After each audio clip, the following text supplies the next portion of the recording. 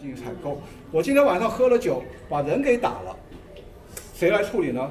行商来处理，相当于保险啊，就是这个买了这个什么万国有种旅游保险，来到了中国出了什么问题，要找保险公司处理，那行商也做保险，所以就是包山包海，这些外国人在中国发生的一切问题，都由这个行商来处理，甚至有一些纳税的这种事情。那所以说，当年广州呢就有2家特别大的行商，一个姓武，一个姓潘。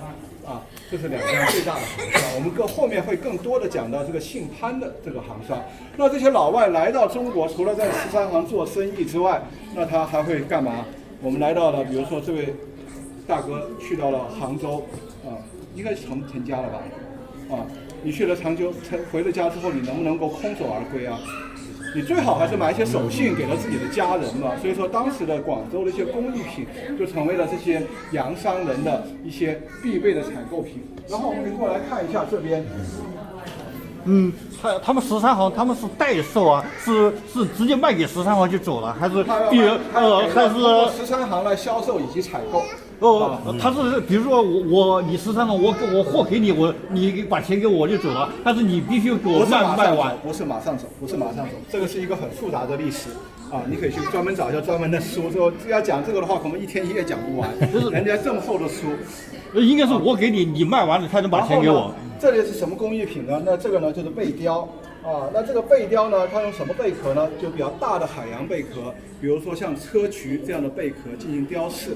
那在雕饰上面呢，有这种山水人物，也有一些什么，也有一些这个比如说像《最后的晚餐》呢等等的一些宗教的一些场面的这种贝雕。那这种呢是广彩描金的箍广彩描金的箍，上面有这个像盾牌一样的这个文章纹呢，就是机构或者家族的一个象征来的。可以理解是现代的定制版。对，定制版要把就是说外国人的需求，对，家族的需求，公司的需求，机构的需求看它的风格就不像我们传统的。对，那这个呢是这个外销扇，这个外销扇呢有2点向大家介绍的因为我们当时的老外很喜欢干嘛？那个比如说这个老哥去哪儿？对你对，你要买一个扇子给你太太当时的欧洲人非常喜欢的扇子，如果大家喜欢看歌剧或者什么，就知道外国的女性非常喜欢这种扇子。那上面呢，这个脸部呢是叫做象牙贴绘，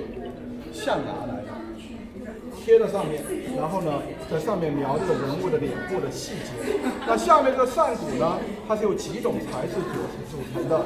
左一呢叫做银鎏金蕾丝烧来，左2呢是这个牙雕，就象牙雕刻。左3呢，这个是檀香木；左4呢是黑漆描金；左5、左6绿色，红色的呢，这个呢是染色的象牙，然后还是银鎏金蕾丝烧来，中间黑乎乎的那个呢是玳瑁，就是海龟壳来的。再往旁边呢就是贝雕，那这个是个样品任君选择，你喜欢什么样？我不用搞一个展柜，搞好多种扇子，只要一把扇子就解决了这个问题。那当年老外可能就来到广州采购大量的外交品。那老外来到广州，广州是个千年商都，那我们怎么跟老外进行交流呢？要不他学中文，要不我们学什么英文外语当然英文是最主流的。我们来这边看一下。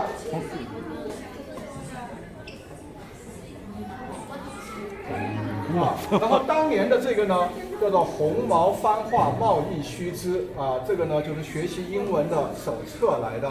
那当年怎么学习英文呢？它是要用粤语来标注英文发音，粤语不是说普通话。其实当年对于这个老外来讲，中国话是什么？就是广东话就是广东话。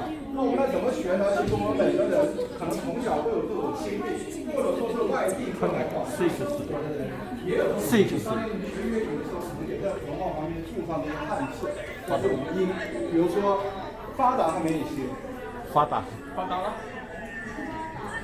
发达是什么意思？发达发财呀！要用粤语读。发达，因为我怕他。发达，马达 ，husband， wife，外父老婆，对，外父所以这个呢，发达呢就是父亲的意思，发的母亲呢就是mother的意思，然后老公呢就是husband 的 husband。给我猜出来一个外父不是外父，我要老婆是什么呢？外父觉得这个意思就非常有现场感。我每次讲到这里的时候，你读一个，我就想起我在家里要干嘛？要负责买菜，要负责做饭，要负责洗碗，要负责倒垃圾。然后老婆就说：“垃圾桶来了，你还不下去倒垃圾？收拾了没有？桌子擦干净了没有？”这就是什么？我们中国的传统家庭里面谁最大？爸爸最大，老婆呢比爸爸还大歪服威严的父亲，还加一个形容词的地位非常非常高那我们这边呢看到的中间有个独立展柜，也是当年的一个外销品外销品叫做潘趣碗。那这个潘趣碗呢，我们第一眼看起来呢像什么？像我们这个西北人吃面的叫做海